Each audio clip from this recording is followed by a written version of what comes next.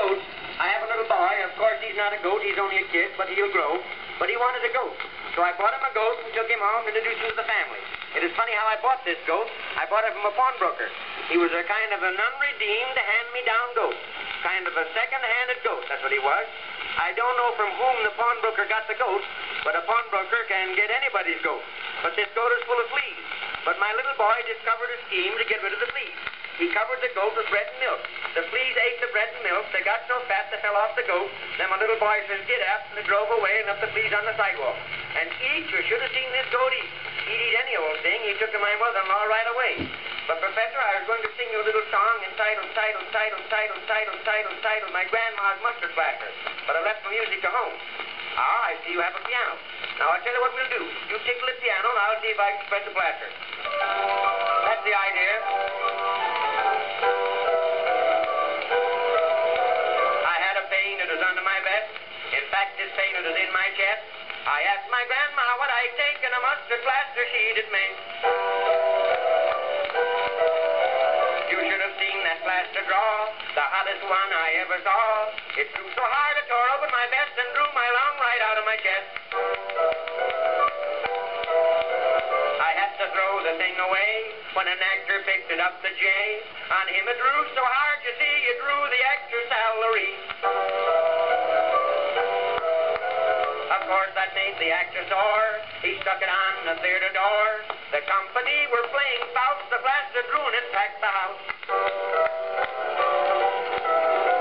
A car conductor saw it there, and from the door it he did tear. He stuck it on his car a while. It drew his car for 40 miles. The motorman did loudly swear, and wildly did he tear his hair. The car had gone away too far. He tried but couldn't stop the car. Well, at last this plaster fell in the street. It struck a Chinaman on his feet. It drew his boots off at that point and pulled his leg at the opium joint. But he would not stand that abuse, and so he tore the plaster loose. He threw his hand, it struck on a cop that drew so hard it woke him up. It drew his hat down over his eyes, and loud for help the cop he cried. And then the wagon, it came down, the plaster drew it all over town. The coppers fought with might and main, and got this plaster on the train. And just as soon as that was done, it drew the train to Washington. That settled the mustard plaster, got stuck on politics. Now, Professor, I have to thank you. You're all right. But I have another little song here now entitled The Bumblebee. However, I have the music for this one. A boy once caught a bumblebee for fish bait he was wishing. He put him in his pistol pocket, then he went a fishing.